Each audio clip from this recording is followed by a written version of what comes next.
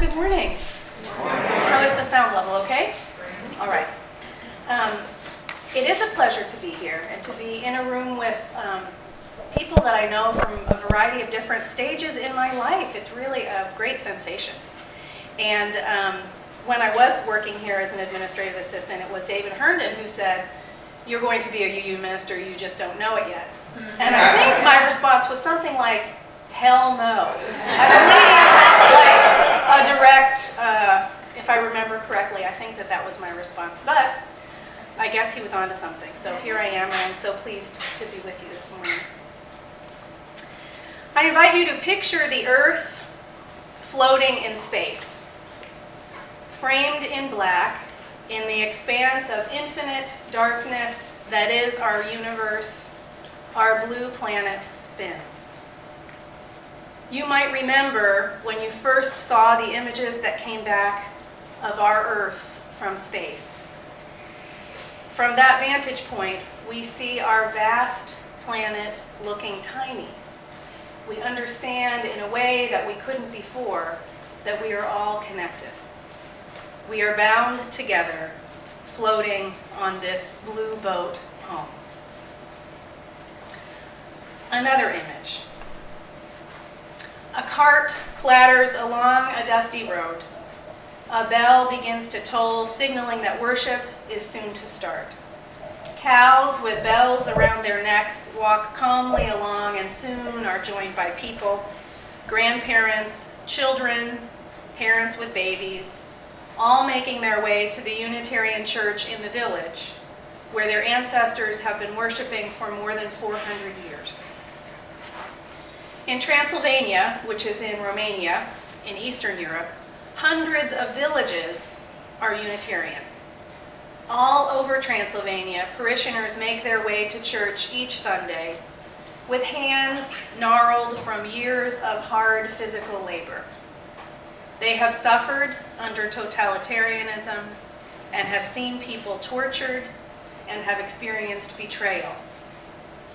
They are tired, but the sharing of communion sustains them.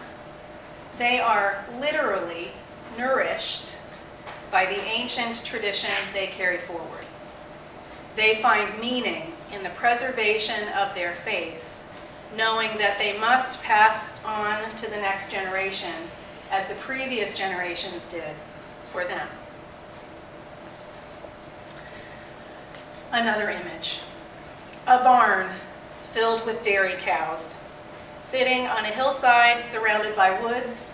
The red barn with its 2 silos is no longer the home of calm, contented cows. Now it is a thriving Unitarian Universalist community. 50 years ago, a group of liberal-minded folks decided that they wanted to pull together a church, a place to raise their children together. At first, they gathered around a speaker as the service was broadcast over the phone, beamed all the way to them from the existing UU church 20 miles away. This was truly cutting-edge technology in that day and age, let me tell you. And I'm personally so grateful that they did.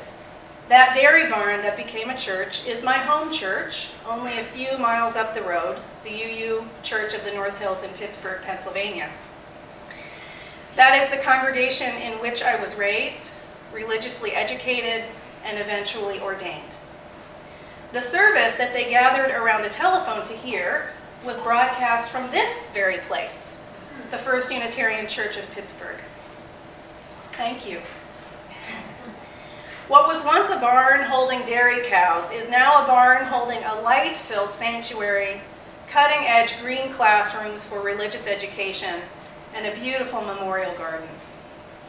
But it is a mistake to think that the founders of that church made something out of nothing.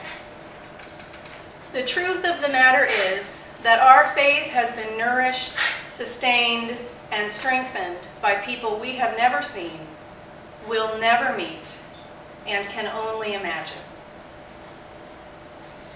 Unitarian Universalist minister Peter Rabel paraphrased a passage from Deuteronomy 6. He wrote, "We build on foundations we did not lay. We warm ourselves at fires we did not light. We sit in the shade of trees we did not plant. We drink from wells we did not dig. We profit from persons we did not know. We are ever bound in community.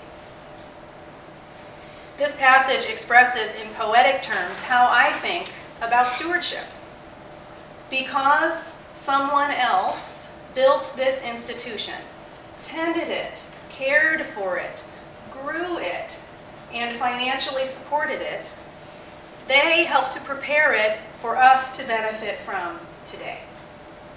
Here and now, today, this workshop, all these years later, stewardship means that it is now our turn to do the same for those who come after.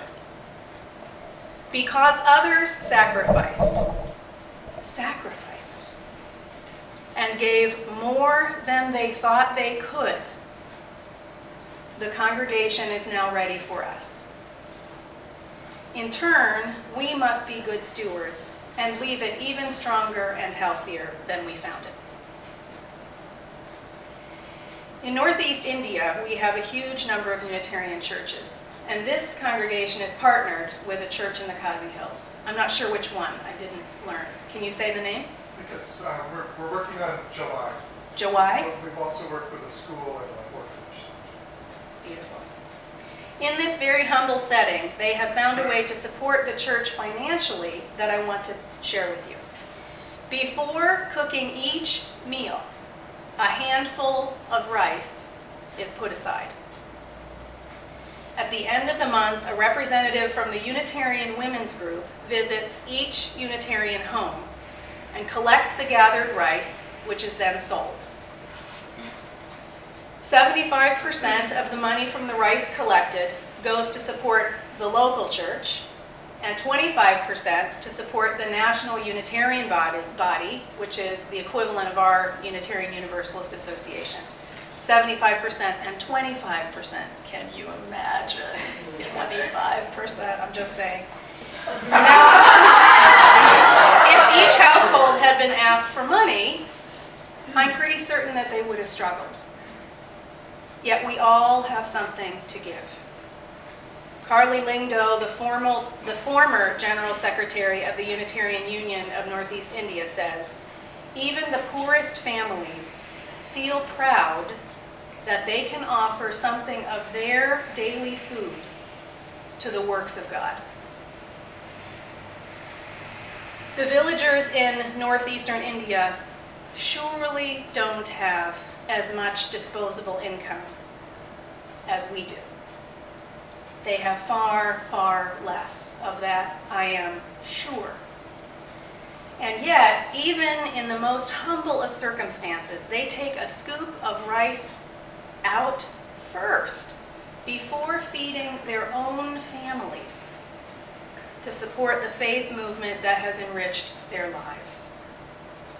Even the poorest families feel proud that they can offer something of their daily food to the works of God.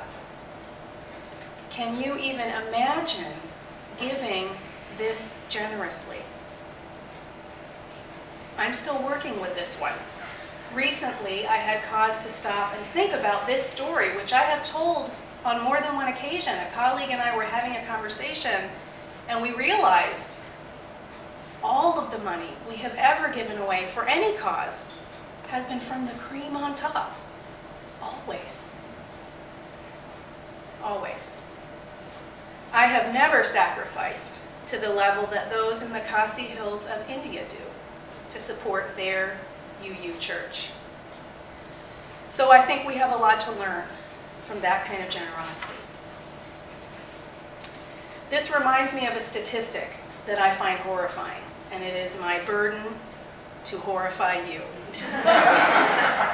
It's a little quiz. So did you know that statistically speaking, and I'm only speaking statistically, so of course there will be variances, but statistically speaking, Unitarian Universalists are the second highest earning religious group, statistically.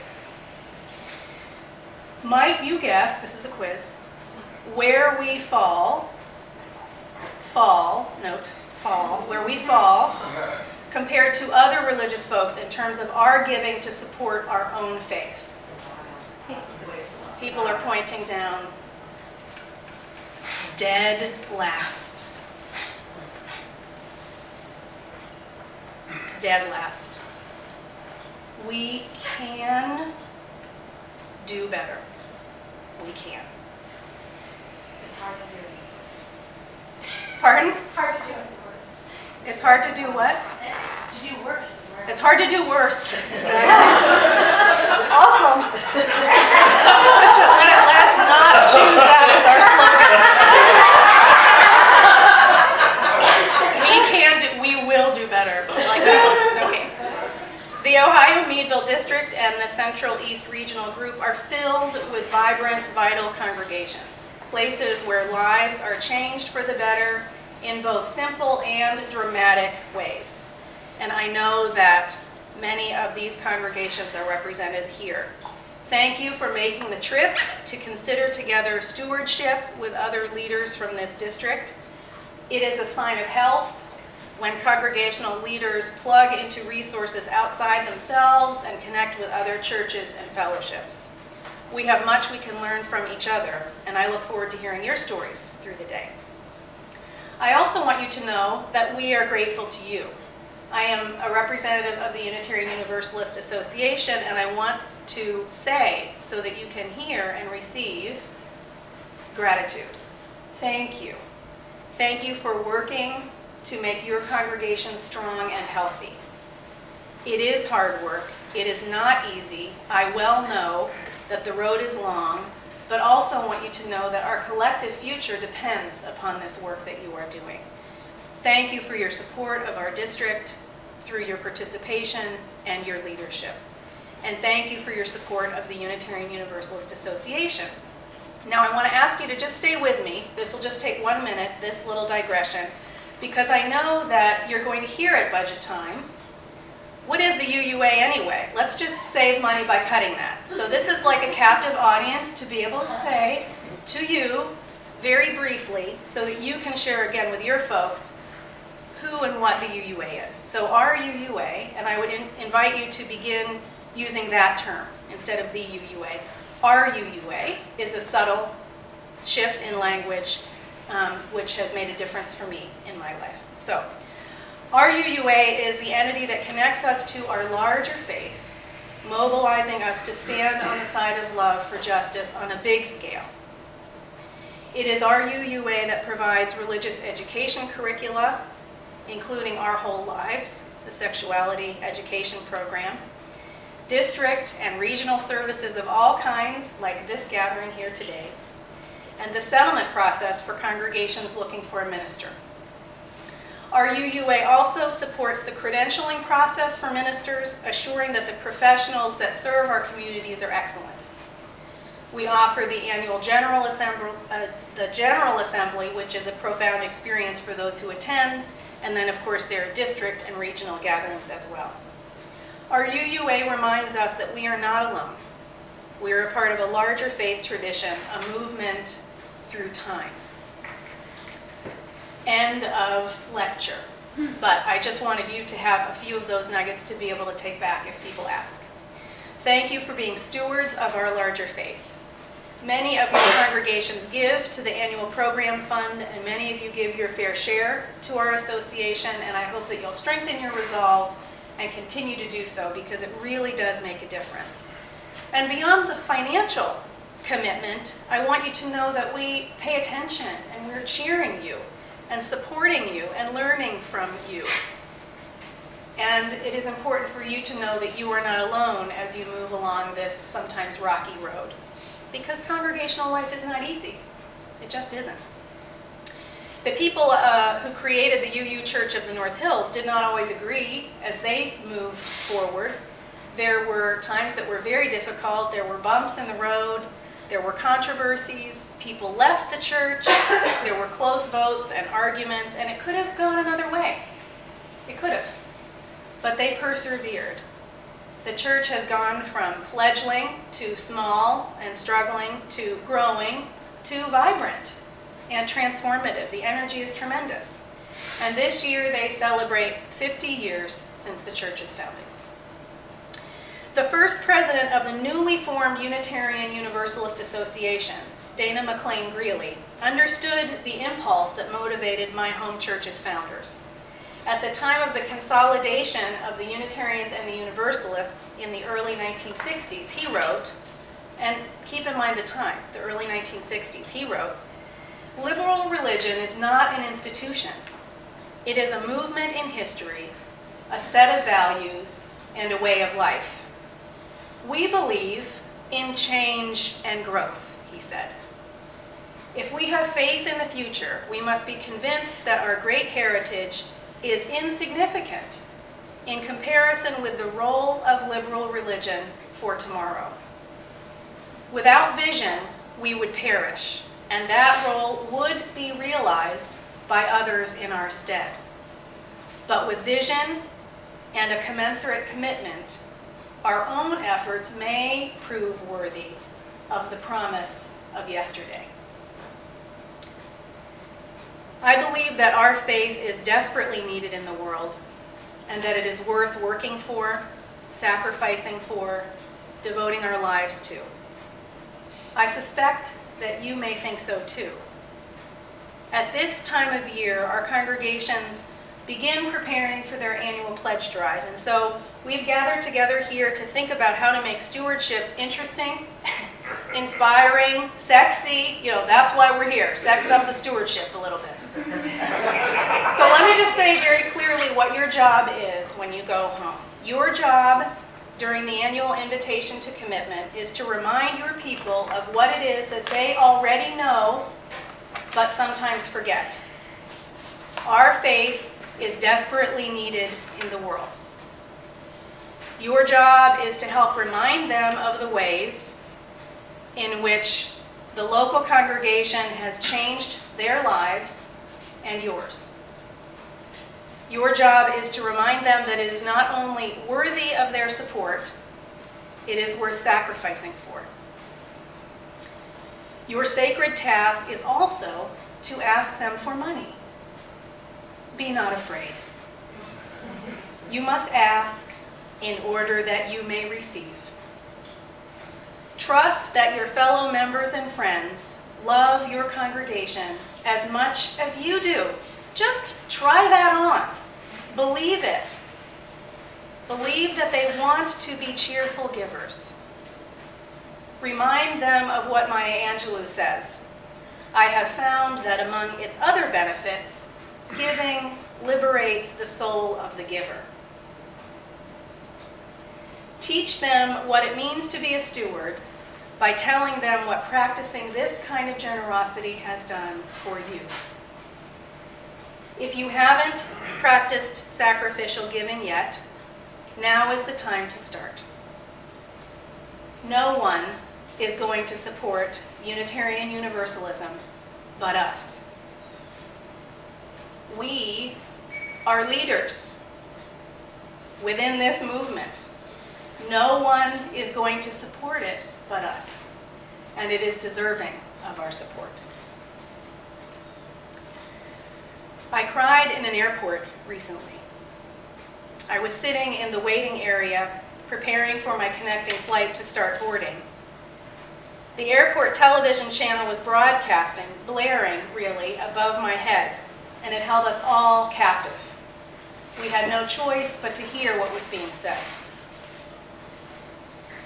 The television told the horrific story of the young woman who had just secretly given birth to twins in the bathroom of the home she shared with her parents. The babies were born full term. Her parents hadn't known that she was pregnant, and she was so terrified to tell them about the fact of her babies that when they were born, she felt that she had no other choice other than to end their lives. There is no response but to weep. I was sickened that this very personal and private tragedy was broadcast throughout this airport terminal. And I'm sorry to bring it into this sacred space this morning. It is horrifying. So hearing it right there in the airport terminal, I began to cry.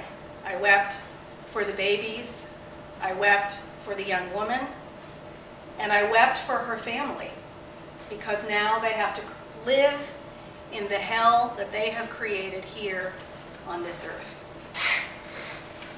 There is another reason why I wept, and this is the reason why I'm sharing the story. Such a tragedy is preventable and so unnecessary. Our tradition, a religious community which provides an open conversation about sexuality and healthy choices, is life-saving. Literally life-saving. If that young girl and her family had the rapport established to be open, honest, and supportive of one another, and to respectfully discuss the reality of the choices she was facing, there might have been a different outcome. There might have been. The fact that this church, our congregations and fellowships, are places where sexuality can be discussed is unique, life-saving, necessary for the healing of our world. We know that too many LGBT youth feel alone. Some of them, too many of them, run away from home, live in fear or in the closet, or tragically take their own lives. The fact that this church, our congregations and fellowships, are places for each of us to become our best selves, fully human and loving in all of our holy diversity, is revolutionary, life-saving, and necessary for the healing of our world. There is a gentler, quieter kind of life-saving that also happens in our congregations. And some of you may have experienced this. When you find your true spiritual home, your religious community, your life begins to move on a different trajectory, and miracles unfold. When you find your calling and begin to live into your own ministry, your life blossoms. When you grow spiritually, you evolve in health-giving ways. You begin to know your life's purpose and begin to exude gratitude and give back in any and all ways that you can. And this is also life-saving. It is life-giving, life-affirming, life-saving. Right now, Unitarian Universalism is on the cusp of something extraordinary. We are really recognizing that we have something important to offer the world. We are taking ourselves seriously. We will no longer allow religion and faith to be spoken for by fundamentalists. We have a values-based approach, one that redefines the traditional contours of religion so that it need not be creedal. That's a redefinition of religion. And we are beginning to understand what stewardship demands of us.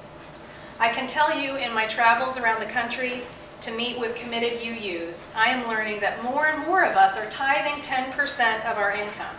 10% of our income. To feel what it is like to give at a level that really demonstrates our love for our church and what it might yet become. I count being raised in my home church as the greatest blessing of my life. I was encouraged to be my best self. I was seen, truly seen, heard, believe me, I was heard, and respected, sort of, kind of, mostly. I was introduced to role models with whom I am still in touch today. I was educated about the great religions of the world and grounded in the open-minded, open-hearted, intellectual, and spiritual heritage of our forebears. The 7 principles became my touchstone, my way of understanding right and wrong, and shaped my ability to choose how to live. That barn set the course of my life, just as I can assure you your congregation is shaping a generation of leaders.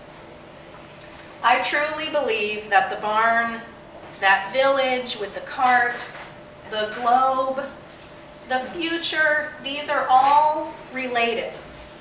These are affected by the choices that we make now. Your charge, your mission, if you should choose to accept it, and I hope that you will, is to live into the promise of yesterday. Again, the words of Dana McLean Greeley in closing. Liberal religion is not an institution. It is a movement in history, a set of values, and a way of life. We believe in change and growth. If we have faith in the future, we must be convinced that our great heritage is insignificant in comparison with the role of liberal religion for tomorrow. Without vision, we would perish, and that role would be realized by others in our stead. But with vision and a commensurate commitment, our own efforts may prove worthy of the promise of yesterday.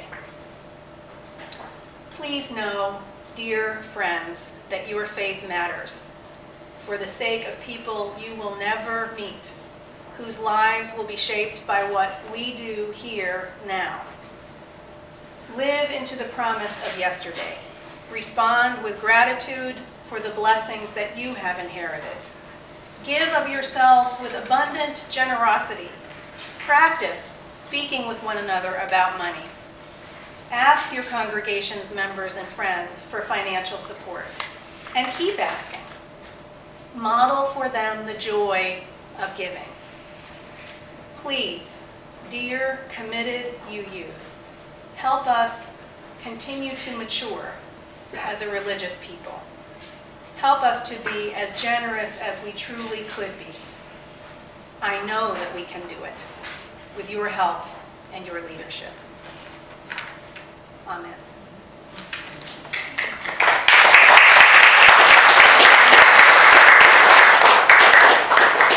Are there any questions or comments for Vail?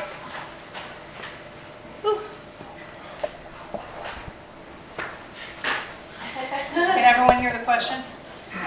Okay, let me see now. He said, is there a way to be positive and inspiring about asking for money without having it being based in sort of, we need it? Does that fairly articulate? We need, is that really motivating to say we need it? That's on you, desperate. Yeah, desperate. Right.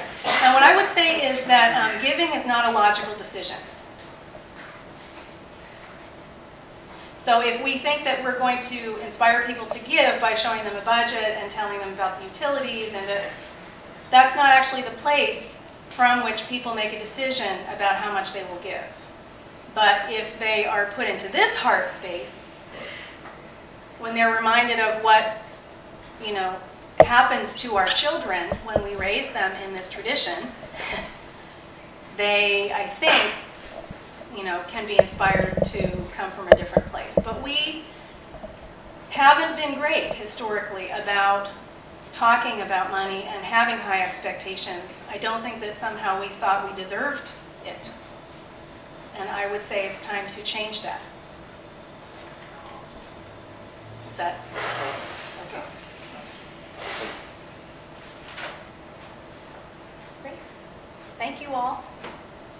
Thank you.